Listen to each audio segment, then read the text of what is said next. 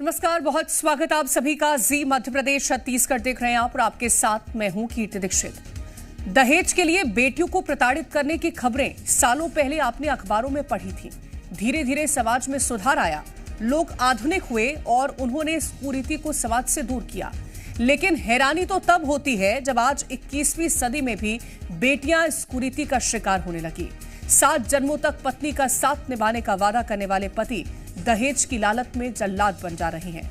चंद रुपयों, कार, गाड़ी, इन कुछ चीजों की लालच के लिए पत्नी को बेरहमी से पीटते हैं। सवाल उठता है कि क्या पत्नी को प्रताड़ित करते वक्त उनके हाथ नहीं कांपते? क्या उन्हें मारते वक्त शादी के समय किए गए वादे उन्हें याद नहीं आते? आखिर ऐसी क्या मानसिकता हो जाती है जो दहेज के लिए जान लेने पर वो आमदा हो जाते हैं?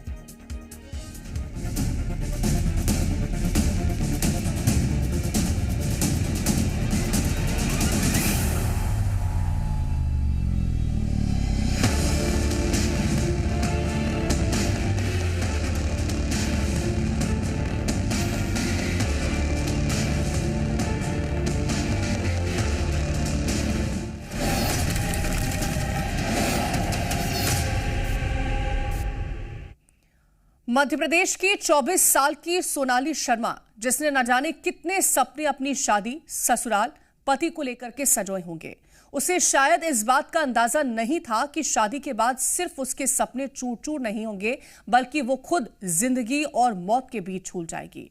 जो हालत आज सोनाली की है, वो सवाल है पूरे समाज पर, समाज में चल रही कुरीतियों पर। आखिर कब तक ऐसी ही बेटियां सहती रहेंगी?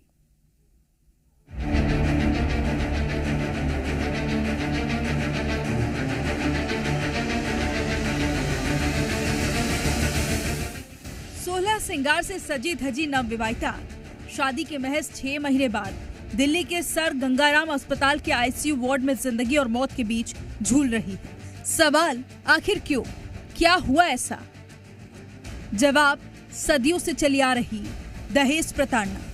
जी हाँ, दहेज के लालचियों ने 24 साल की सोनाली शर्मा की हालत बद से बदतर कर दी है। बेटी की ऐसी हालत देख माँ बाप का कलेजा फटा जा रहा है।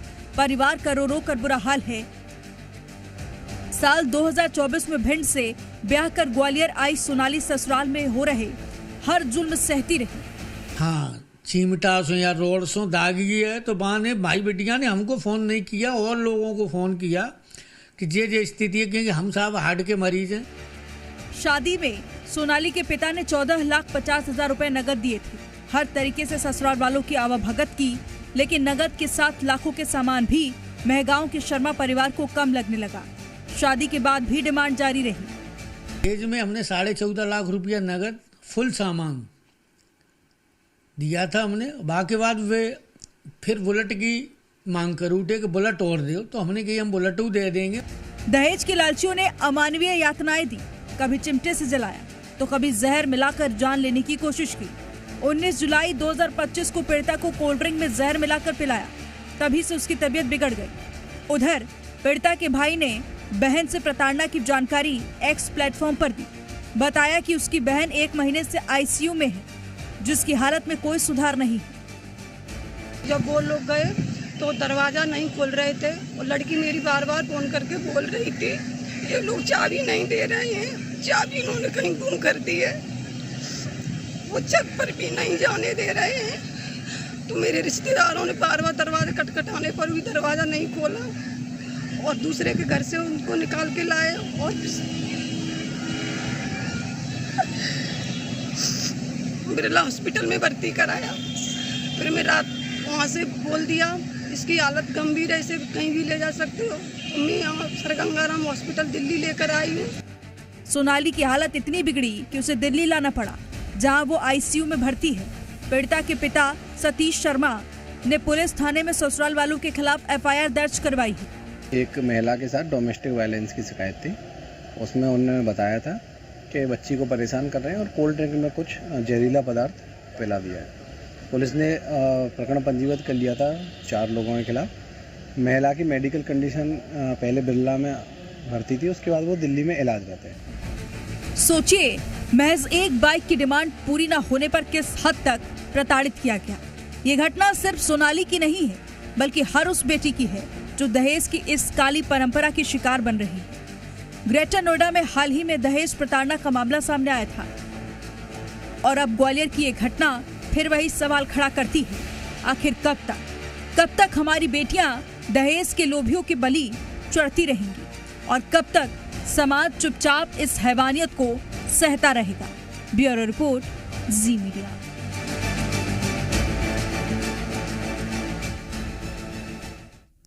दहेज की हैवानियत लगातार समाज को शर्मसार कर रही है और आज भी बेटियां दुल्हन बनकर ससुराल जाती हैं, लेकिन कुछ घर उनके लिए मंदिर नहीं बल्कि यातना गृह बन जाते हैं।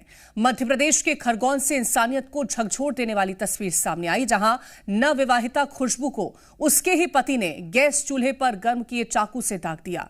कारण, पति को पत्नी पसंद नहीं थी।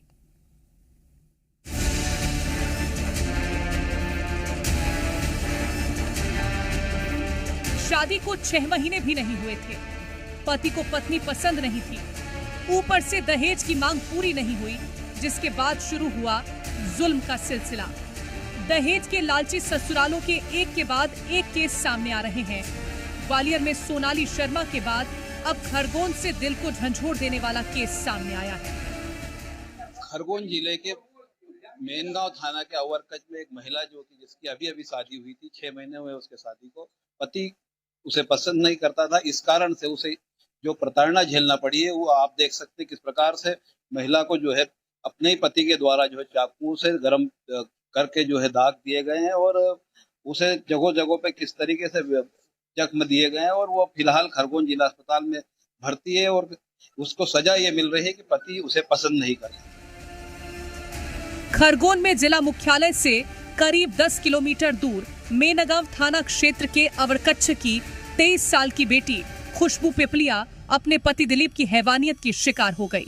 खुशबू की शादी 2 फरवरी 2025 को दिलीप पिपलिया के साथ हुई थी। दिलीप को शुरुआत से ही खुशबू पसंद नहीं थी।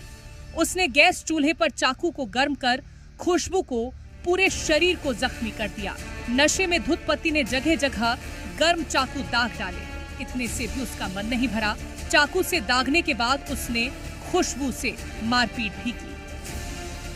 नवविवाहिता का आरोप है कि शादी के बाद से ही नापसंद होने और दहेज की मांग को लेकर दिलीप मारपीट करता था।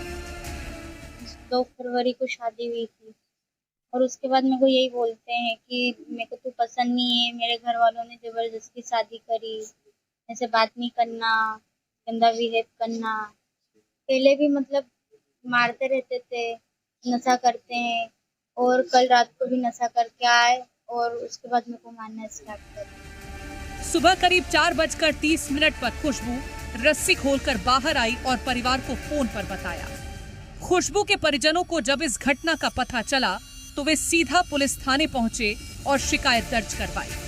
पुलिस ने पीड़िता को जिला अस्पताल में भर्ती कराया।